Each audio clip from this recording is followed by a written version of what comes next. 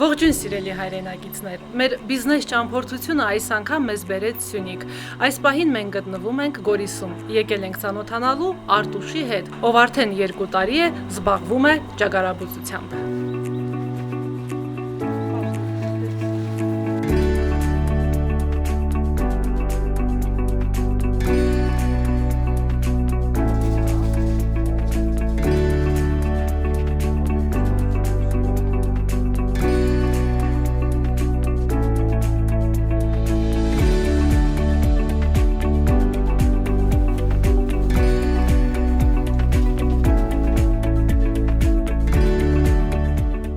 Ինչպես ծագեց գաղափարը եւ ինչու ճագարաբուծություն։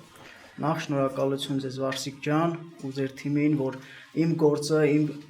գործունեությունը նկատել եք ու հանրությանը ուզում եք ներկայացնել։ Հենց ծառայությունս վերջացրեցի, կապնվեցի Դավիթ Դավթյանի հետ։ Ինքը Սյունիքի մարզի Տեր-Գյուղից է, իր հետ խոսացինք, պատկերացումը տվեց գործի հանդեպ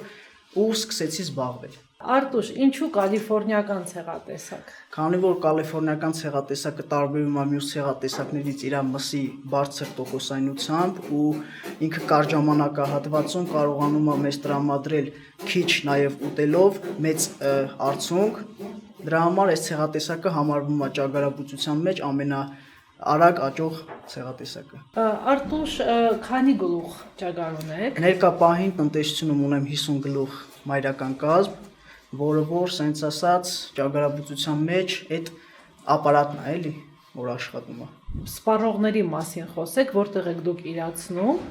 Իրացումը կատարում եմ եւ անհատական ֆերմայից, եւ արդեն սուպերմարկետների, հյուրանոցների կամ մսի խանութների։ Այո, պահանջարկ կա։ Պահանջարկը միանշանակ կա, շատ մեծ է։ Սկզբից ես չնշեցի, ասեմ, որ շատ շուտով նաև դուրս է գալու իմ կողմից արդեն հրապարակված ճագարաբուծությունը կյանք է գիրքը, որը որ այս տարվա վերջ երևի արդեն ավարտին կհասցնեմ։ Բացի այդ, շատ շուտով արդեն սկսում եմ շինարարական աշխատանքների իմ նոր տնտեսությունը ստեղծելով, որի բացմանը նույնպես կարող եք ներկա գտնվել։ Շնորհակալություն։ Նաև մի քիչ խոսենք կերից, դուք անձամբ եք այդ կերը պատրաստում, այո։ Միանշանակ կերը պատրաստում եմ ես ինքս իմ բաղադրատոմսով, ես ինքս իմ ձեռքով պատրաստում եմ, որի մեջ պարունակում է եգիպտացորեն, գարի, խոտ, այդ ամեն ինչը աղում ենք, ստանում ենք մի զանգված, որը որ կենդանու մոտ ավելի է մարսողական համակարգը ավելի ակտիվ է լինում ու թափոններից է խուսափում։